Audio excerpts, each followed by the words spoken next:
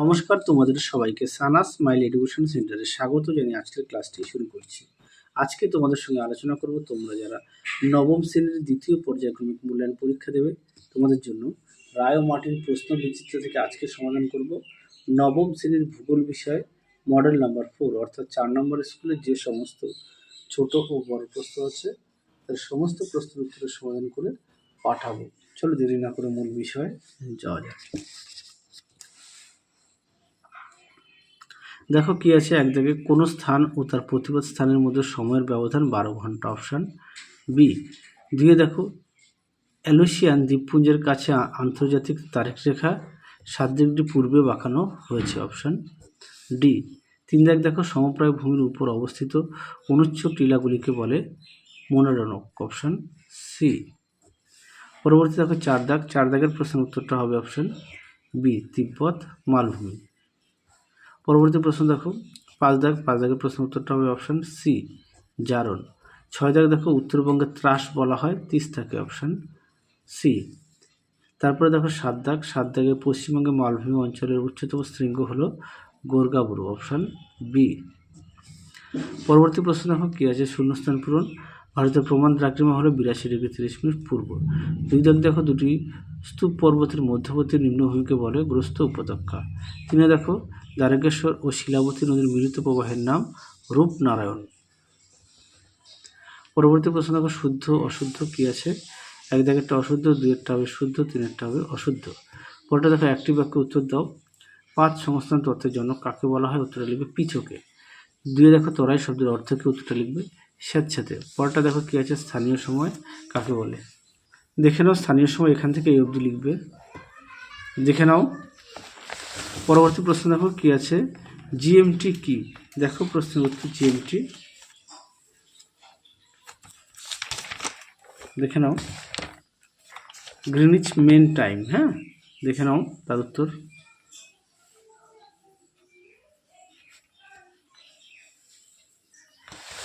পরবর্তী প্রশ্ন দেখো বহির্জাত প্রক্রিয়া বলতে কি বোঝো। বহির্জাত প্রক্রিয়া, দেখো বহির্জাত প্রক্রিয়া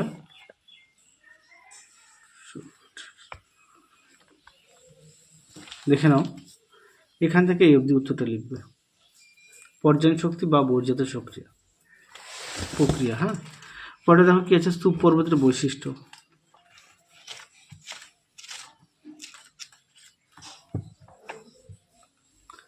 দেখো প্রশ্ন উত্তর সুন্দর করে দেওয়া আছে, তোমরা অবশ্যই পড়ে নিয়ে লিখবে। দেখো উত্তর।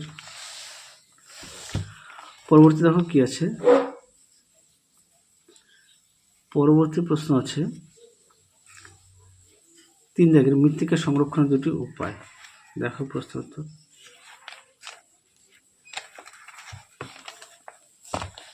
তোমরা এখান থেকে পড়ে নিয়ে লিখবে, এখানে বেশ কিছু দেওয়া আছে, তোমরা এখান থেকে পড়ে নিয়ে লিখবে। পরবর্তী দেখো স্বল্পমোচন কাকে বলে। স্বল্পমোচন, এই প্রশ্নটা আগের মডেল সেটে দেখানো আছে। দেখো স্বল্পমোচন, এখান থেকে এই পর্যন্ত উত্তরটা লিখবে। পরবর্তী দেখো লু কি।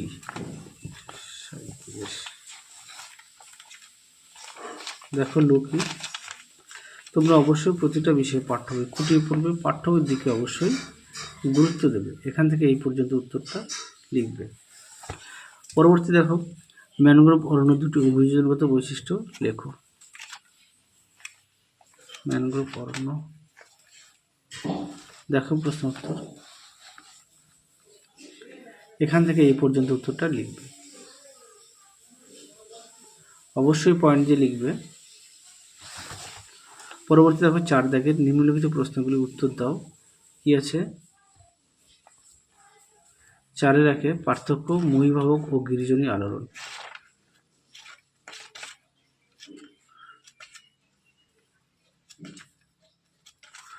মহীভাবক ও গিরিজনী আলোড়নের পার্থক্য দেখো সুন্দর করে দেওয়া আছে, তোমরা অবশ্যই পড়ে নিয়ে লিখবে।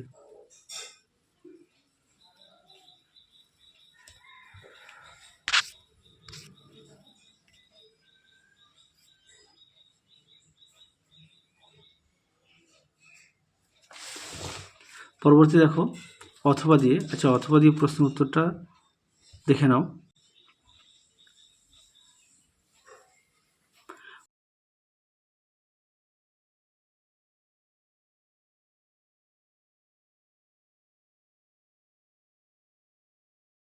পরবর্তী দেখো অক্ষরেখার বৈশিষ্ট্য লেখো।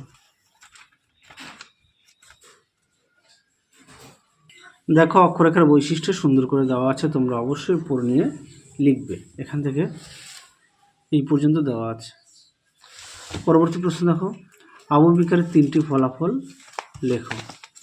দেখো আবহবিকারের ফলাফল এখানে বেশ কিছু পয়েন্ট দেওয়া আছে, তোমরা এখান থেকে পড়ে নিয়ে লিখবে।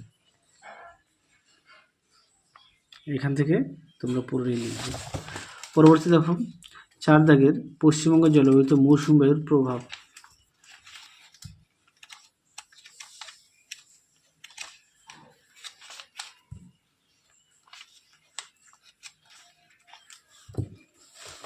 দেখো উত্তরটি সুন্দর করে দেওয়া আছে, তোমরা অবশ্যই ভালো করে পড়বে, যদি পারো খাতা লিখে নিয়ে পড়বে। পরবর্তী দেখো পশ্চিমবঙ্গের অতিরিক্ত ভৌমজলের ব্যবহারের ফলে কি কি সমস্যা হয়। দেখো প্রশ্নের উত্তরটি লিখে দেওয়া আছে।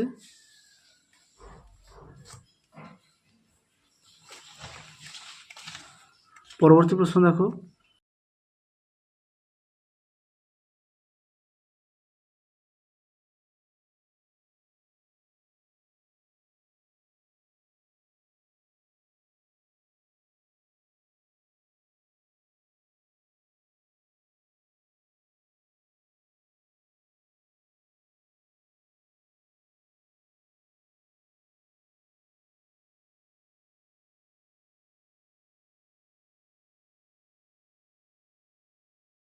পাঁচ দাগের যে কোনো একটি প্রশ্নের উত্তর দাও। প্রশ্নমান 5 একে আছে পশ্চিমবঙ্গের পার্বত্য অঞ্চলের অবস্থান ও ভূপ্রকৃতির সংক্ষিপ্ত বিবরণ দাও।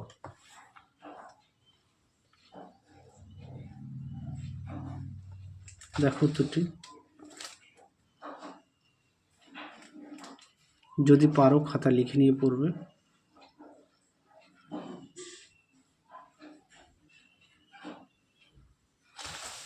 পরবর্তী দেখো 2 দাগের প্রশ্নটা দেখো।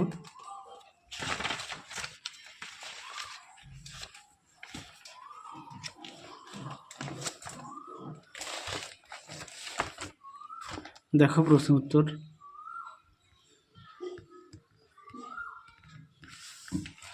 উত্তরের বাকি অংশটুকু দেখো সুন্দর করে দেওয়া আছে, তোমরা অবশ্যই চিত্রটা উল্লেখ করবে, অবশ্যই চিত্র উল্লেখ করবে, অবশ্যই প্রতিটা বিষয়ে পাঠ্য বই খুঁটিয়ে পড়বে।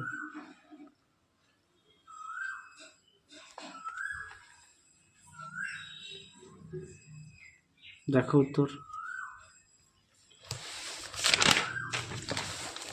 বাকি অংশটুকু দেখো।